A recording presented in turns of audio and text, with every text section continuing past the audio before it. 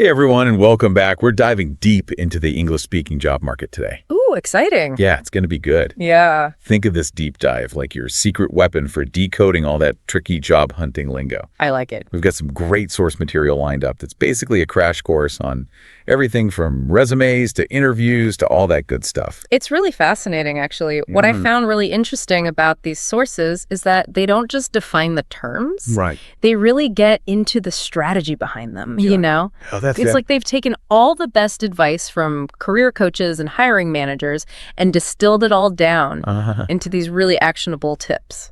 I love that. Yeah. Okay, so let's just jump right in. Let's do it. Resumes. Oh, Everyone's favorite topic, right? the bane of our existence. I know. But seriously, our source material highlights something really crucial here. Okay. The power of strong action verbs. Yes. And I don't just mean like using managed instead of did. It's about getting way more specific and impactful with your word choices. Absolutely. You know what I mean? Yeah, it's about thinking about, okay, if you are a software developer, instead of saying developed a website, you could say led a team of 5 to develop a user-friendly website that increased customer engagement by 20%. Whoa. See the difference? Okay, yeah. That's way more powerful. Right. It's not just about what you did. Yeah, It's about the impact you made. exactly. And that's what employers want to see results. So I have a challenge for everyone listening. Ooh, I like a challenge. Pull up your own resume. Okay. Take a look at those verbs. All right, I'm doing it right now. Are they doing your skills justice? Ooh, that's a good question. Could you swap them out for something stronger, something that really showcases your accomplishments? I love that little homework assignment. There you go. All right, so you've got your resume packed with power verbs. Check. Now you need a cover letter to really seal the deal. Yeah. This is where a lot of people get stuck. But our source material breaks down the purpose and structure in a way that's super clear and actually kind of inspiring. It is. Yeah. You know what I found really interesting here is that the source emphasizes how a cover letter is your chance to show your personality. Okay. Your resume is all facts and figures, but the cover letter is where you can let your passion and enthusiasm shine through. It's where you connect with the employer on a human level. So it's not just a summary of your resume. Yeah. It's almost like a mini story about why you're the perfect fit Precisely. for this specific role. Yes. And you know what else I found really helpful? What's that? The source material talks about the importance of the call to action in the closing paragraph. Oh, It's not just about saying thanks for your time. yeah. It's about proactively expressing your eagerness to move forward in the process. Okay, it's just like, hey, I'm ready for that interview. Let's do this. Exactly. Okay, I've got the killer resume and a compelling cover letter. We're doing good. Now we need to find the right jobs to apply for. All right, the fun part. Yeah. So our source material dives into decoding job postings, Okay. like how to read between the lines and figure out what employers are really looking for. Yes, and this is where things get strategic. Ooh, I like it. The source material gives this great tip about using keywords from the job posting to tailor your resume and cover letter. Oh, that's smart. It's about speaking their language, showing them that you understand their needs and that you've done your homework. It makes sense if you're an employer and you see a resume that's clearly tailored to your specific job posting, shows that the applicant is serious and invested. Absolutely. And it's not just about keywords. Okay. It's about understanding the underlying problems that the company's trying to solve. What are their pain points? Right. How can your skills and experience help them overcome those challenges? Ooh. If you can articulate that Yeah, in your application materials, you'll definitely stand out. that's such a good point. Okay, let's move on to some of the more foundational elements Yes. of the job application process. Okay. Qualifications, experience, and references. The classics. I know our source material covers the basics here, but it also includes a really important insider tip about references Oh, yes. that I think a lot of people overlook. This is one of those things that seems obvious, but it's crucial. Oh, really? Always get permission before listing someone as a reference. Oh.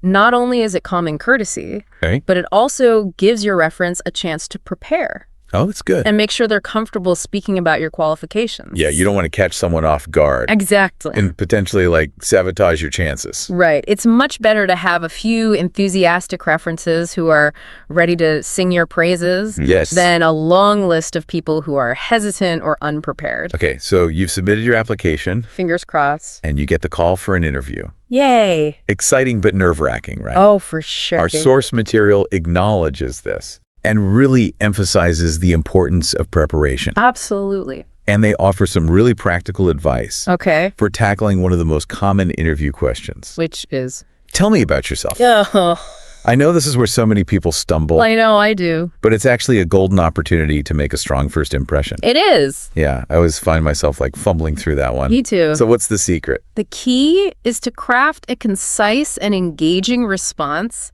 that highlights your relevant skills and experience. Okay. And then this is the crucial part, connects them back to the specific role you're interviewing for. You're not just reciting your resume. Right. You're telling a story that demonstrates why you're the perfect fit for this particular job. It's like you're saying, here's who I am, here's what I'm good at, and here's how I can contribute to your team. Exactly. I like it. And you know what else I found helpful? Tell me. The source material suggests practicing your response out loud, Oh? even recording yourself, Ooh, that's a good idea. so you can hear how you sound. Yeah. You want to come across as confident and enthusiastic, Right. not robotic or rehearsed. That's such good advice. Yeah. I think a lot of people focus on what they're going to say, but forget about how they're going to say it. Totally. And remember, an interview is a two-way street. That's true. It's not just about answering their questions. It's about asking your own questions. Right. To get a feel for the company culture Yeah. and whether it's a good fit for you. That's a great reminder. So we've talked about resumes, cover letters, and interviews. We are on a roll. Now let's dive into the world of networking. All right, let's do it. Our source material defines it as building relationships to discover job opportunities. Okay. It's about making connections and expanding your professional circle. I like that. But what's really interesting here is that the source goes beyond the traditional idea of networking. Okay. At formal events, Right. they talk about the importance of building relationships online. Oh, like LinkedIn. Exactly, through platforms like LinkedIn and even through casual conversations with people in your field. Wow. I love that. It's like networking doesn't have to be this stuffy, formal thing. Yeah, It can happen organically through genuine interactions. absolutely. And, you know, sometimes the most unexpected connections can lead to the most amazing opportunities. That's so true. Okay, before we move on, I want to touch on a topic Yes. that's often a bit awkward. Uh-oh. Perks and pay. The money talk. I know it's important to be prepared to discuss salary expectations Yes, during the interview process. it is. But how do you even approach that conversation? Well, our source material has some excellent advice on this. Okay, good. It emphasizes the importance of researching average salaries Okay, for similar roles in your location. that makes sense. Knowledge is power when it comes to negotiation. Right. You need to know your worth and be able to articulate it confidently. You don't want to undersell yourself or price yourself out of the running. Exactly. And it's not just about salary. Oh.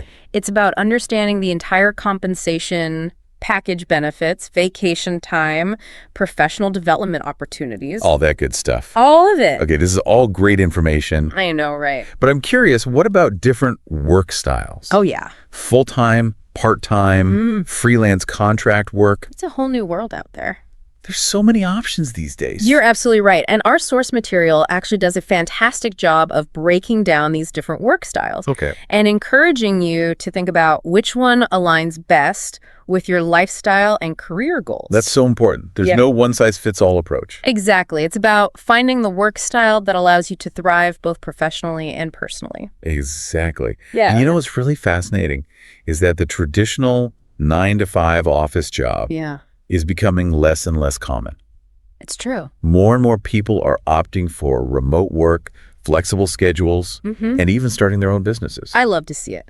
Okay, so we've covered a lot of ground in this first part. We have. We've talked about crafting a powerful resume, Check. writing a compelling cover letter, Sure. acing that interview, Check. networking like a pro, Check. and even navigating the tricky waters of salary negotiation and work style options. We did it. But there's so much more to explore. I know in part 2, we're going to dive even deeper into the English-speaking job market. Ooh, exciting. We'll tackle those subtle but oh so important workplace dynamics, Okay. cultural nuances, and communication styles that can really make or break your success. Can't wait. Welcome back.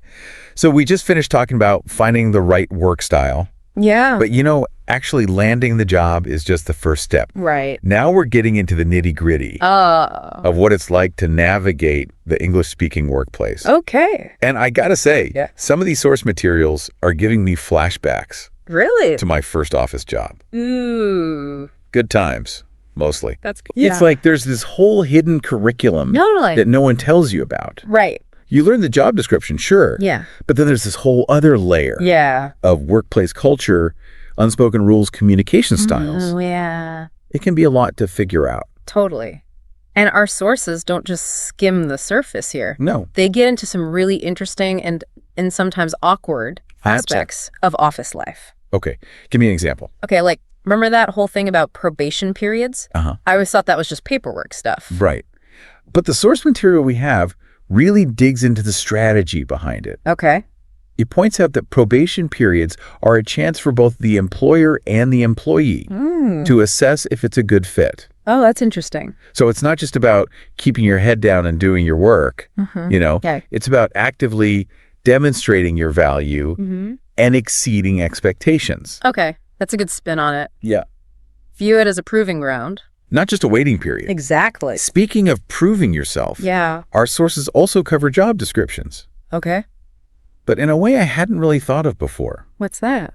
What I found fascinating here is they emphasize how job descriptions are often just the starting point. Oh, interesting. As you settle into a role, Yeah. your responsibilities might evolve. Right. You might take on new projects or even find yourself collaborating with different teams. Ooh. So it's not about being confined by that job description, Okay. but being open to growth and taking on new challenges. Exactly. And the sources even tie this back to the idea of promotions, suggesting that going above and beyond your initial job description can actually position you really well for advancement. Okay, so it's like always be looking for ways to add value. Yes. Even if it's outside the strict lines of your job description. Yeah. But how do you balance that with, you know, not burning yourself out? Right. That's important.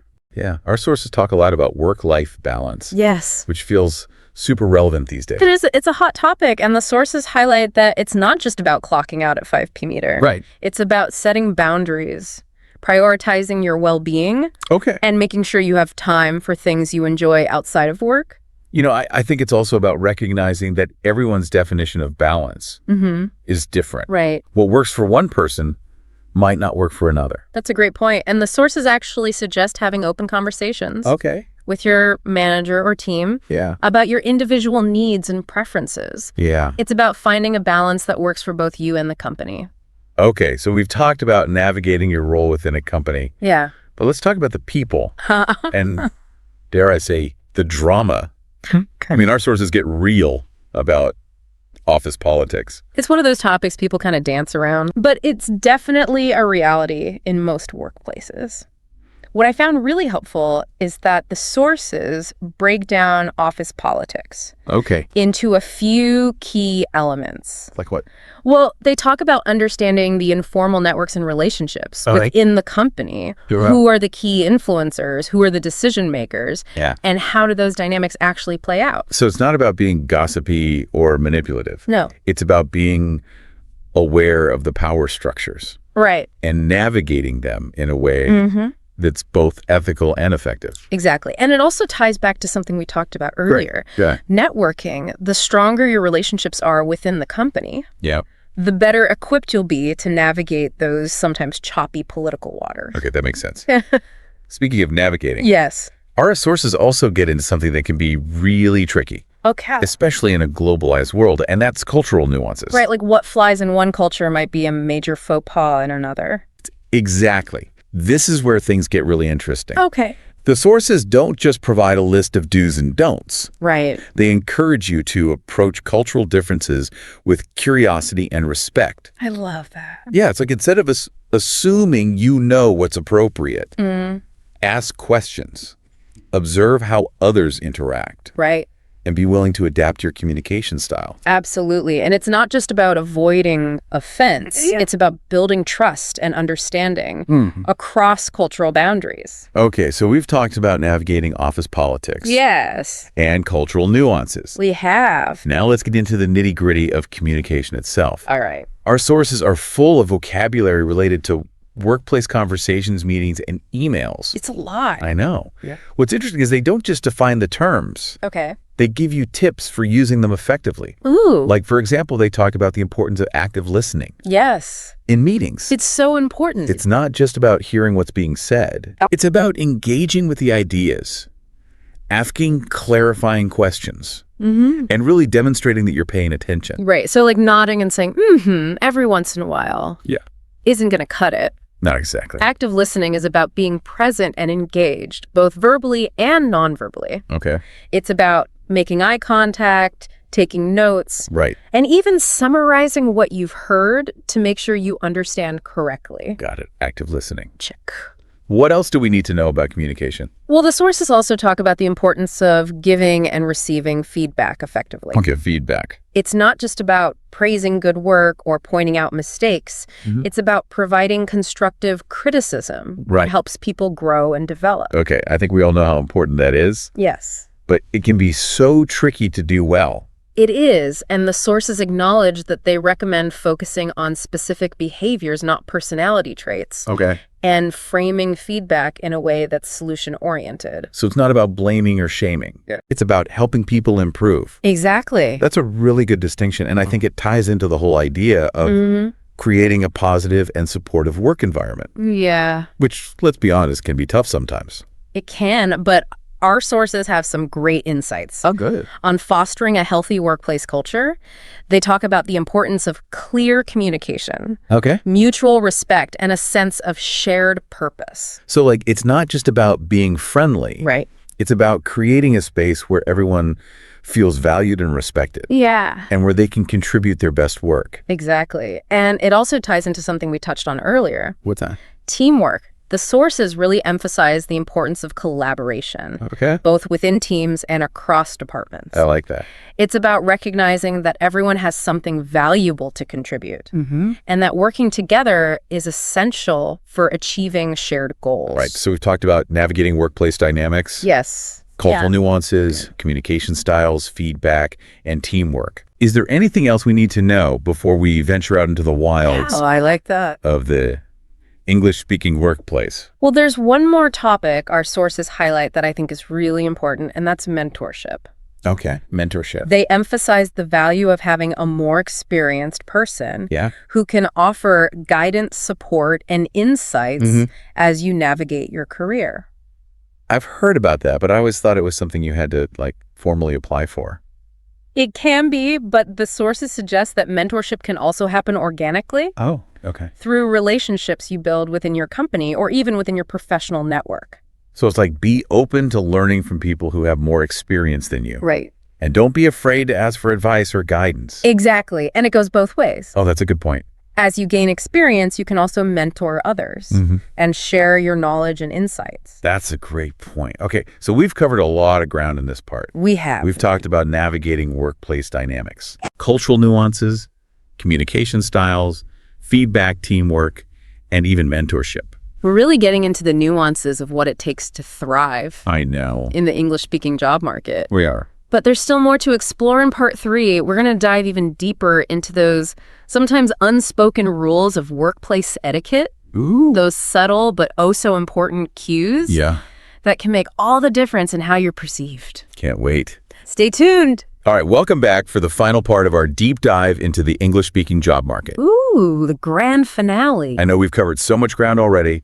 Resumes, interviews, networking, office dynamics, you name it. All the things. But there's one last layer we need to explore, Okay, I'm intrigued. and it's all about those unspoken rules Oh, of workplace etiquette. the do's and don'ts. Exactly, because let's be honest, sometimes it's the little things that make the biggest difference. It's true. And our source material gets in some really interesting nuances here, Okay. especially around email etiquette. Oh, yeah, email, the double-edged sword of workplace communication. You can say that again. It's so convenient, but it's also so easy to make a mistake Right. that can damage your professional image. So true. I remember this one time I accidentally replied all to an email that was, let's just say, not meant for everyone's eyes. Oof, we've all been there. Not my proudest moment. But the good news is our sources offer some really helpful tips for avoiding those email faux pas.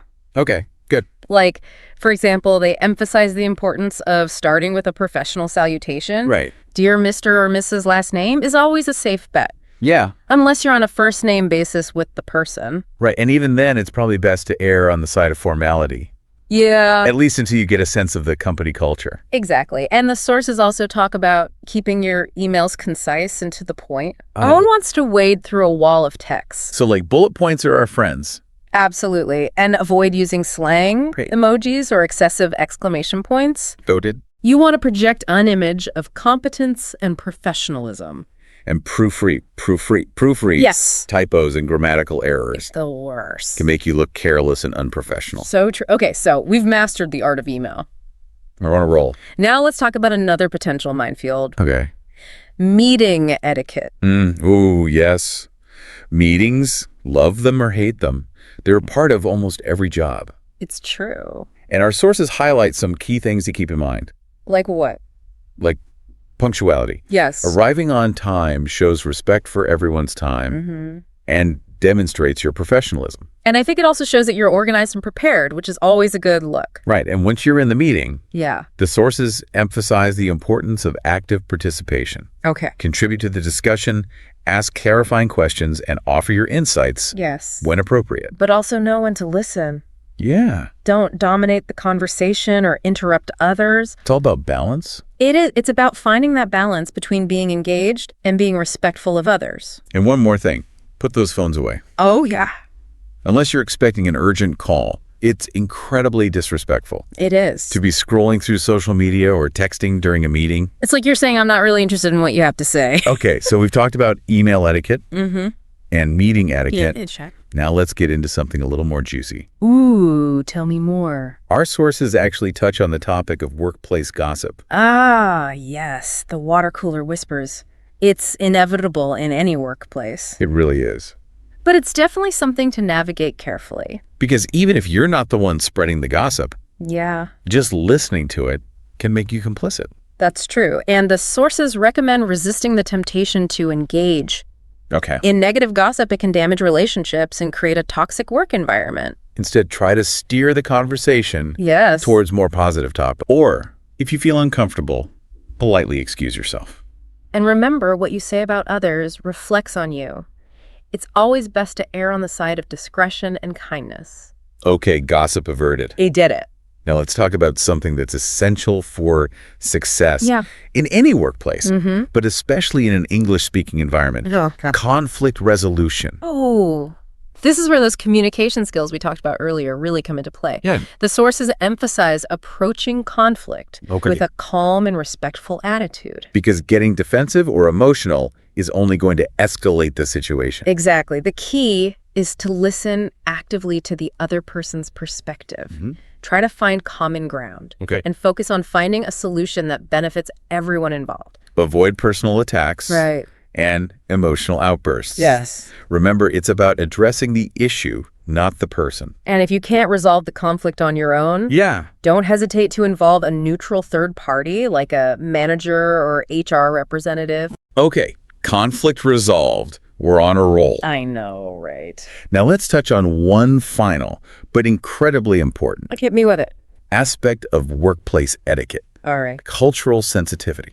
This is especially crucial in today's diverse workplaces. Yeah.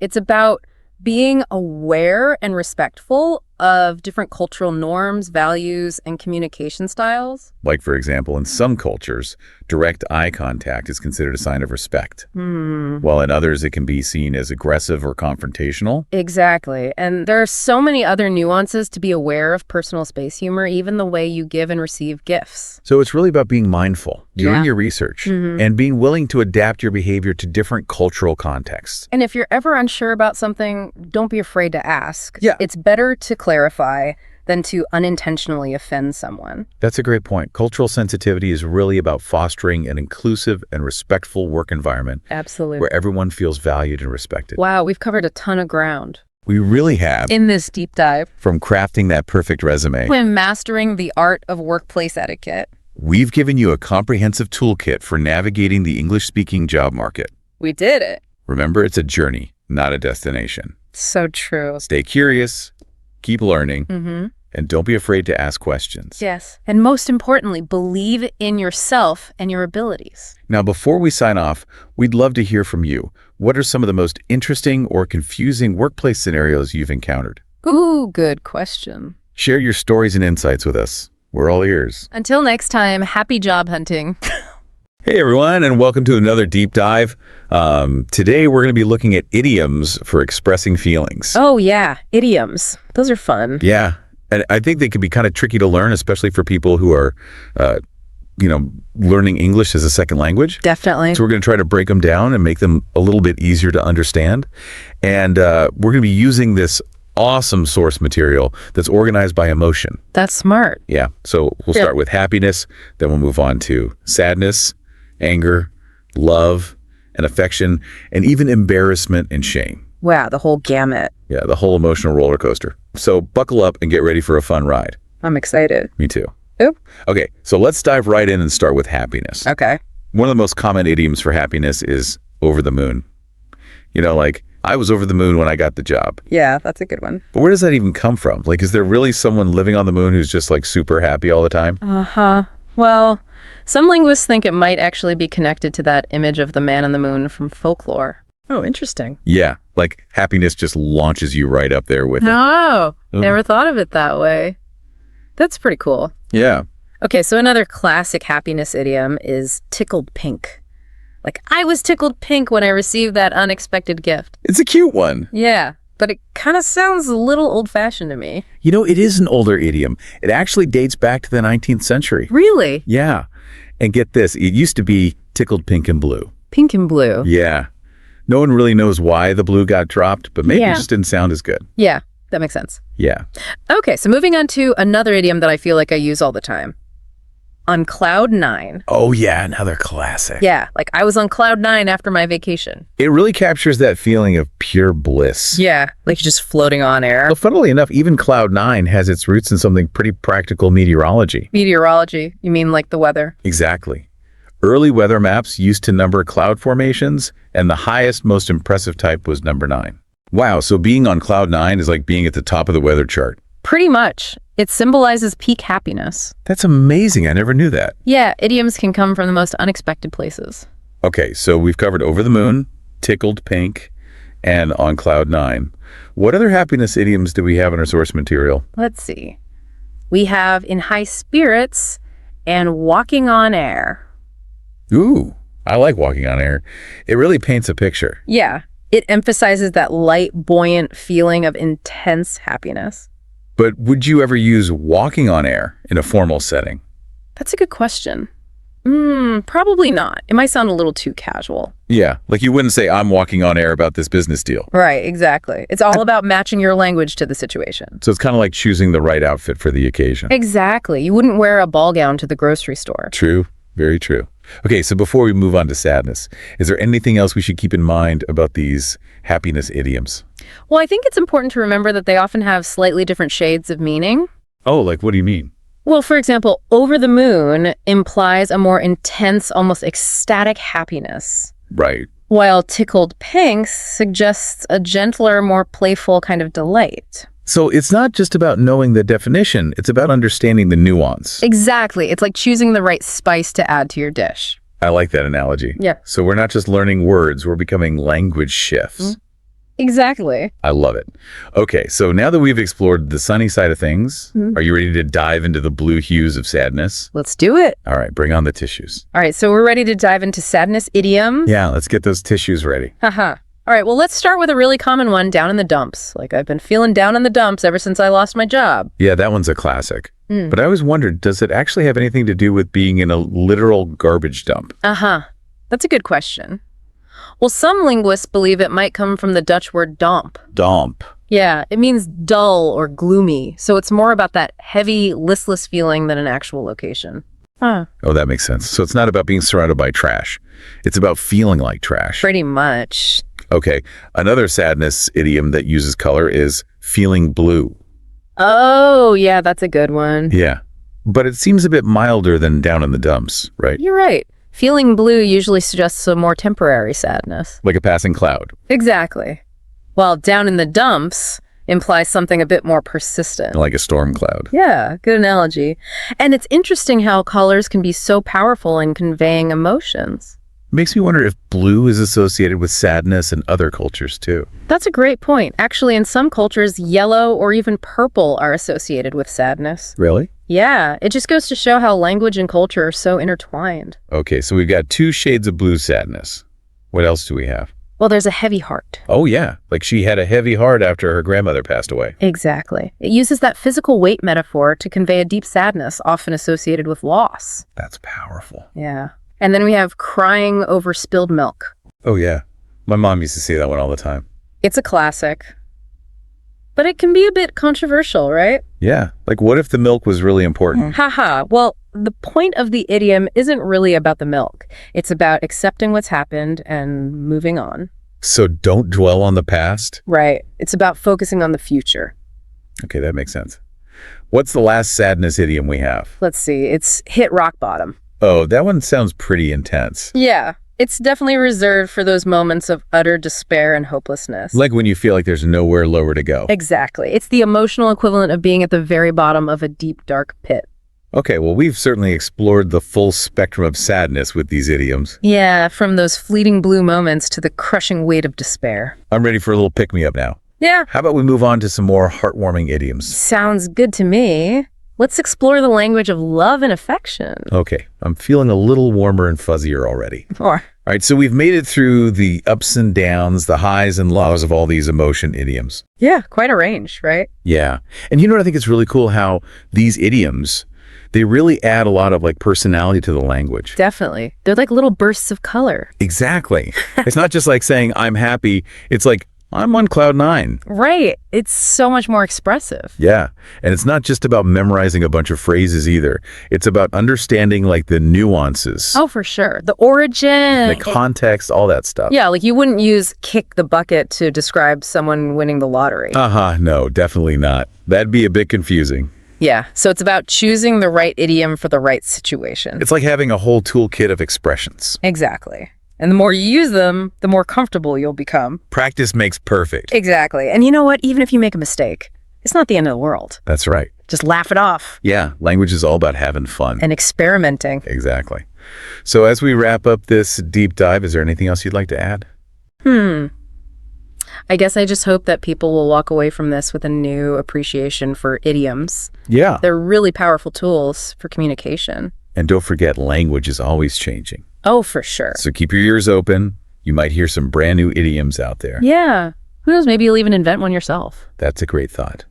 Okay, well, that about wraps up our deep dive into idioms for expressing feelings. Yeah. Thanks for joining us. And we'll catch you next time for another linguistic adventure. Okay, have you ever noticed, like, how often we have to introduce ourselves? All the time. Right. Yeah, but it can be so awkward. Oh, absolutely. Especially, meeting new people. Exactly. Like, what do you even say? And it can be even harder when you're trying to do it in English if it's, not your first language. Right. First impressions are everything, though, so we really should get this right. Which is why this deep dive is perfect. We found this guide, and it's got some really good tips. So let's jump right in. Yeah, let's do it. What I found really interesting is that it doesn't even start with, like, what you say. Wait, really? I was all ready to, practicing my elevator pitch and all that. Nope. First things first. Nonverbal cues. Like, what? Body language and stuff? Exactly. Smiling and eye contact. The source is really big on those. I guess that makes sense. Yeah. A smile can make you seem more approachable. It's more than that, though. It's like, when you meet someone and their smile just kind of lights up the room? Oh, yeah, I know what you mean. It's that kind of energy. This guide talks about the Duchenne smile, which is a specific type of smile that uses the muscles around your eyes. So it's not just a fake smile, it's got to be genuine. Exactly. And there's research showing that a Duchenne smile makes you seem more trustworthy, Oh, wow. So like in a job interview, a good smile could be a huge advantage. Oh, totally. Okay, so you've got the smile down, good eye contact. Now we can talk about the actual words. Finally. Lay it on me. Start with the basics. Your name, where you're from, what you do. But then... There's a but then. Okay, I'm intrigued. The guide suggests adding one interesting fact about yourself. Ooh, I like that. That's how you stand out, right? Yeah. It's all about making yourself memorable. But what kind of interesting fact? Like, I feel like this could go wrong easily. It definitely could. The key is authenticity. It's got to be something genuinely you, not just something you think sounds impressive. So, like, I like to read is probably not going to cut it. Unless you're reading, like, ancient scrolls in their original language, probably not. Think about hobbies, passions, maybe a funny story that's short and sweet. So it's like a little sneak peek into your personality. Okay, I'm getting this. So we've got the smile, the basics, the interesting fact. What's next? Now, this might seem a little counterintuitive, Whoa. but the guide is big on politeness, like, it's nice to meet you, or how are you today, kind of stuff. Okay, but how is that going to make me seem confident? It seems so basic. It's subtle. Think about it. If you're nervous, you might rush through the intro, right? Sound a little abrupt. Yeah, that's totally me. But taking a moment to be polite, it shows you're comfortable, respectful. So it's like, even though the words themselves are simple, they're sending a message about how I'm feeling. Exactly. You're present in the moment, not just trying to get the intro over with. Okay, I can see that. I never thought about it that way before. It can make a big difference, especially if you're meeting someone for the first time. Now, the next part is where things get really interesting. This is where we tailor the introduction based on the context. Context, Yeah. like who I'm talking to and why. Exactly. The guide talks about focusing on either your goals or your interests. Okay, so goals. When would I want to lead with those? Like, imagine you're in a job interview.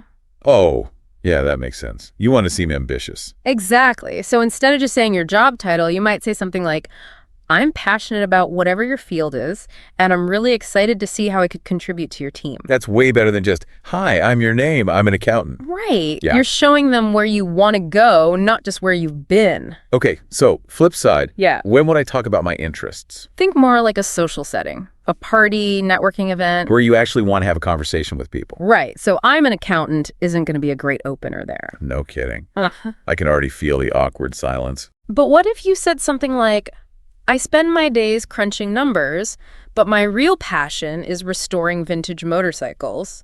I'm actually working on a 60s Triumph right now. Okay, now that's a conversation starter. Right. It shows there's more to you than just your job. People connect with that. This is making me rethink my whole approach to introductions. It's not just about getting information across, it's about creating a connection. Exactly. Okay, ready for the next tip. Hit me. End your intro with a question. Oh, good one. But not like a yes-no question, right? Those are conversation killers. You got it. The guide is all about open-ended questions. So instead of do you like movies, I should ask, what kind of movies are you into? Exactly. It invites a real response, plus it shifts the focus to the other person. Which takes the pressure off me. But there's got to be more to it than that, right? Like, what's the psychology behind it? Well, think about it. When you ask a good open-ended question, you're giving them a chance to share something about themselves. And people like talking about themselves. Most do. It's a subtle way of making them feel good, and it encourages them to engage with you. So I'm making them feel good. They're more likely to want to keep talking to me. Smart. It's all about those subtle cues. Okay, so we've covered a lot of ground here. We've got the smile, the basics, the interesting fact, politeness, tailoring to the context, and ending with a question. Phew. My head's spinning, but in a good way. It's amazing how many things I was doing wrong before. We all do it, but there's one more crucial piece to this puzzle. I have a feeling I know what it is. Practice. You got it. Even with the best material, you got to practice to make it feel natural. Okay, so that's what we'll tackle next time. Exactly. We'll get into some specific strategies for practicing introductions so you can nail them every time. So we've got all these great tips for introductions, but I don't know about you, but I get nervous. Like I can totally see myself fumbling over my words in the moment. Oh yeah, me too. That's why practice is so important. Right. But it's not just about memorizing a script, is it? Not at all. It's more about, really getting comfortable with the ideas, making them second nature. Like building muscle memory, but for talking. Yeah, exactly. It's like learning to dance or something. At first, you're all stiff and awkward, but the more you practice, The more you just kind of flow with it. Yeah, exactly. You're not even thinking about the steps anymore. You're just feeling the music. Okay, so how do we actually practice this? I mean, talking to the mirror only gets you so far. It depends what you're prepping for. Like, for a job interview, role-playing can be super helpful. Oh, right. Like get a friend to be the interviewer, put you on the spot. Yeah, exactly. That way you get used to the pressure. Oh, and another good one is to record yourself. Ugh. I hate listening to recordings of myself. They know it's painful. But you can really hear things you wouldn't notice otherwise. Like all my ums and ahs, probably. Yeah, those filler words. You can work on smoothing them out. It's true. I've done that for presentations at work, and it really helps. Wait, you know what else could be good? Maybe, like, hiring a coach. Oh, yeah, there are totally coaches who specialize in this kind of stuff. Seriously? Yeah. I had no idea. But it makes sense. It's like we invest in learning so many other skills. Why not communication? Right. It's so important. But okay, for more everyday stuff, like just meeting new people, you can practice in lower stakes situations. Lower stakes. Yeah, like chat with the barista at your coffee shop or the cashier at the store. Just get used to striking up conversations. Exactly. It's good practice. Plus, you might brighten someone's day. Okay. I like that. It's less scary than like a networking event. Right. And the more you do it, the more natural it becomes. I was starting to get this. It's really a whole mindset shift, isn't it? It's not just about the words. It's about how you approach those first interactions. Yeah, for sure. It's about showing up authentically and confidently. Right. Okay. Let's do a quick recap of everything we've talked about today. Okay, so starting with nonverbal cues, the Duchenne smile, good eye contact. Makes you seem approachable and trustworthy. Yeah. Then we layer in those basic details. Name, where you're from, what you do. But then the magic happens.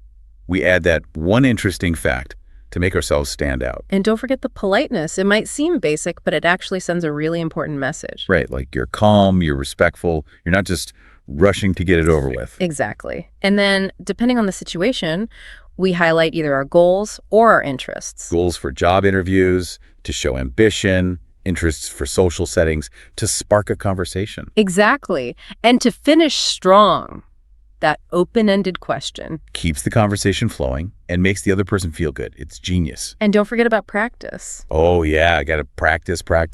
Whether it's role-playing, recording ourselves, or just chatting with people in everyday situations. This has been so helpful. I'm actually starting to feel excited about introductions now, not just terrified.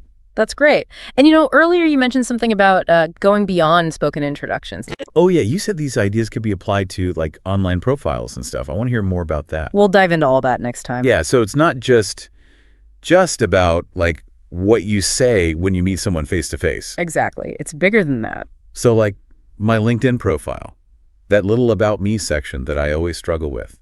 Think of that as an introduction too. Okay. So instead of just listing my skills and experience, you can use those same principles we've been talking about. The interesting fact, maybe even ending with a question that encourages people to connect with you. Ooh, that's clever. Like what kind of question? Maybe something like, I'm really passionate about mentoring new designers, so if you're just starting out in the field, feel free to reach out. Oh, I like that. It's inviting, but also shows what I care about. Right. And it could spark conversations, lead to collaborations. Yeah, I'm seeing my whole online presence differently now. It's like every interaction is a chance to make a first impression. That's a great way to think about it. And don't forget email introductions too. Oh, yeah. Those can be awkward. Instead of just, hi, I'm so-and-so, attached as my resume. It's news? Right. You can briefly mention a shared interest or how your skills connect to their needs. So you're standing out from all those other generic emails. Exactly. It all comes back to being memorable and showing your personality. This has been so eye-opening. I feel like I've got a whole new arsenal of communication tools now. That's the goal. Remember, though, confidence takes practice. Yeah, it's not like I'll suddenly be amazing at all of this overnight. Of course not. But the more you use these strategies, the more natural they'll feel. And don't be afraid to experiment. Experiment. Yeah, like try different approaches and see what works best for you. Every situation is a little different, right? That's true. And I guess, like, the more I practice, the less I'll overthink it and the more I can just be myself. Exactly. That's the key. Authenticity. People connect with that. When you're genuine, it shines through. Okay, I'm going to try to remember that. No more hiding behind generic intros. That's the spirit. Go out there and rock those first impressions. I will. This has been such a fantastic deep dive. Thank you so much for all these insights. My pleasure. It's been fun exploring all this with you. And hey, remember, the more you practice, the more confident you'll become. And that confidence will spread. Oh, I like that. So by being more confident in ourselves, we might actually help other people feel more confident too. Exactly. It's like a ripple effect. So go out there, make those connections, and watch the confidence grow. All right, so are you ready to like really level up those conversation skills? Today, we're going to dive deep into how to start conversations. You know, the kind that don't just fizzle out after, just a couple of awkward exchanges. Right. And so get our source today. It's like, it gives you like 25 questions. Oh, wow. Yeah.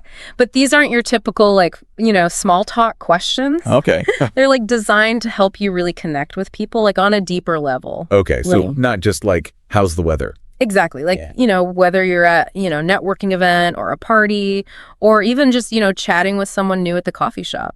I really like how our source today breaks these questions down into 5 categories. Oh, yeah. It's like having a roadmap, for all these different conversational situations. I like that, a roadmap. Yeah. So you've got like your general questions, those are perfect for the initial icebreakers. Uh-huh.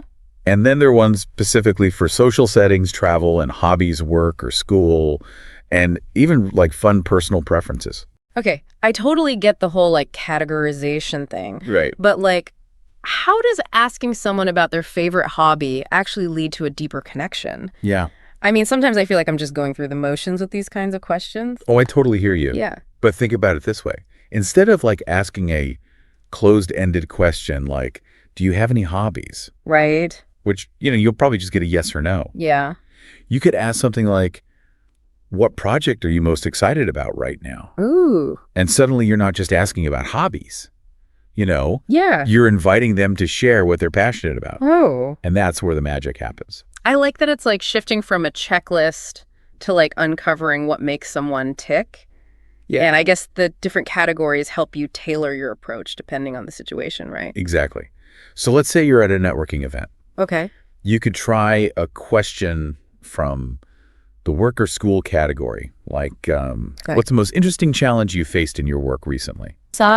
It's way more engaging than just asking, what do you do? What's funny is I actually tried that question at a networking event last week. Oh, yeah. And the person I was talking to, they totally lit up. They told me this whole story about a project they were working on. Oh, wow. And it turned into a really fascinating conversation. We even ended up exchanging contact info. See? Yeah. It works. It really does. It's all about, finding those subtle ways to unlock deeper conversations. Right. And our source emphasizes that it's not just about the questions themselves. Right. It's about how you deliver them. Oh, right, right. The source talks about smiling, being friendly, and most importantly, not worrying about making mistakes. Yeah. I think that's something we all struggle with. Oh, for sure. Especially in new situations, Right. We get so caught up in trying to sound perfect Right. that we forget to just be ourselves.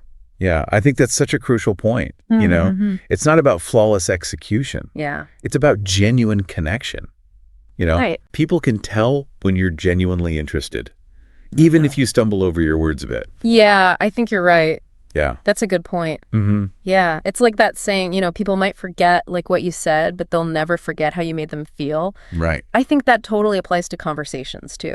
Absolutely. Yeah. It's all about creating a welcoming space, where people feel like they can open up. Yeah, for sure. And speaking of opening up, the source also talks about like the power of open-ended questions. Mm-hmm. I'm kind of curious, do you have like a favorite example from those 25 questions that really shows this? Let me think. Yeah. Oh, the one that pops into my mind is, what's your dream destination? Okay. It's from the travel and hobbies category, Yeah. but I think it goes way beyond just travel. It Yeah. gets at people's like hopes and dreams, their sense of adventure. I see what you mean. It can spark a conversation about what truly excites them. Oh, I see what you mean. It's not just about where they want to go on vacation. It's like a window into their inner world. Exactly. And you could like adapt that to other areas too, right? Oh, yeah. Like, what's a skill you'd love to learn someday? Exactly. It invites them to share something they might not normally talk about. Yeah, I feel like I get stuck asking the same old questions sometimes. Oh, yeah. Like, how was your weekend? Or Yeah. what are you working on? It's like I'm on autopilot Yeah. and the conversation never goes anywhere interesting. Yeah, I think we've all been there. Yeah, It's easy to fall back on those default questions, especially when you're feeling nervous. right. But what I love about this source is that it gives you a way to break out of that rut. Yeah. To think more carefully about your questions and what you really want to learn about the other person. So true. It's not about like memorizing a script or something. It's Right. about having a strategy. Exactly. Oh, and the source also mentions active listening. Yes. What does that mean to you, like when you're starting conversations? Well, for me, active listening is about being present. Okay. It's not just hearing their words, but truly absorbing, what they're saying, paying attention to their body language, and responding in a way that shows you're engaged. So it's not just about asking the right questions. Right. It's about making the other person feel heard. Exactly. You're creating a space where they feel understood. Okay, so it's like building a bridge of understanding. Yes, I like that. Each question is like a stepping stone. Yeah. And active listening is what holds it all together. I love that analogy. And it reminds us that conversation is a two-way street. Right. It's about giving and receiving, asking and listening. Exactly. And when both people are present and engaged, Yeah. that's when you get those real moments of connection. Those aha moments. Yes, you don't get those from small talk. Okay, so I'm sold. These 25 questions are way more powerful than I thought. I know, right? But I gotta ask. Yeah. Do you think there are times when a simple, direct question is better than an open-ended one? That's a great question. Yeah. And you're right. There are times when a direct question is more appropriate. Okay. Like if you need a specific piece of information or you're trying to clarify something. Yeah. But generally speaking, when you're trying to build rapport, Right. open-ended questions are the way to go. Makes sense. You got to use the right tool for the job. Exactly. And sometimes it's about being playful with your questions, too. No, yeah. Don't be afraid to add a little humor, The source has this question in the fun category that always cracks me up. Oh, yeah? It's, what's the most embarrassing song you secretly love? Oh, that's a good one. I know, right? It's guaranteed to get people laughing. And sharing stories. Yeah, it's a great way to break the ice. Exactly. It shows you don't take yourself too seriously. Right, because in the end, conversations are about connecting with other people. Yeah. And sometimes the best way to do that is to just let loose and have fun. Yeah. I love that. I feel like we've covered so much in this deep dive. I know, right? Like my whole view on how to start conversations has totally shifted. It's pretty cool how something so simple, like asking the right questions, Right. can make such a big difference in how we connect with people. Totally. So as we wrap up here, Yeah. what are the main takeaways you'd want our listeners to remember? Well, first of all, those categories. Yeah. Remember those having a mental toolkit of questions for all those different situations? Yeah. That could really help you feel more confident. I like that. No matter what the conversation throws at you. It's like having a secret weapon for those moments, when you just go blank. Exactly. And don't forget about the magic of open-ended questions. Oh, right. Those are key to really getting those deep conversations going, Yeah. It's about asking questions that get people to share their stories and their passions. Yes. Their unique perspectives. And of course, we can't forget about active listening. Well, that's so important. It's like the glue that holds it all together. Yeah, it lets you build those real connections. It's amazing how much we can learn about someone when we really listen to what they have to say. I know, it's true. So before we go, I want to leave you with something to think about. Okay. Think about the last time you had a really great conversation. The kind that you just felt so engaged in. Yeah. What made it so memorable? Was it a certain question? Or the way the other person listened? Yeah. When we think back on our own experiences, Right. we can learn even more about how to have amazing conversations. That's such a good point. We're always learning, We are. So go out there, experiment with these questions, and most importantly, have fun connecting with people. Happy conversing.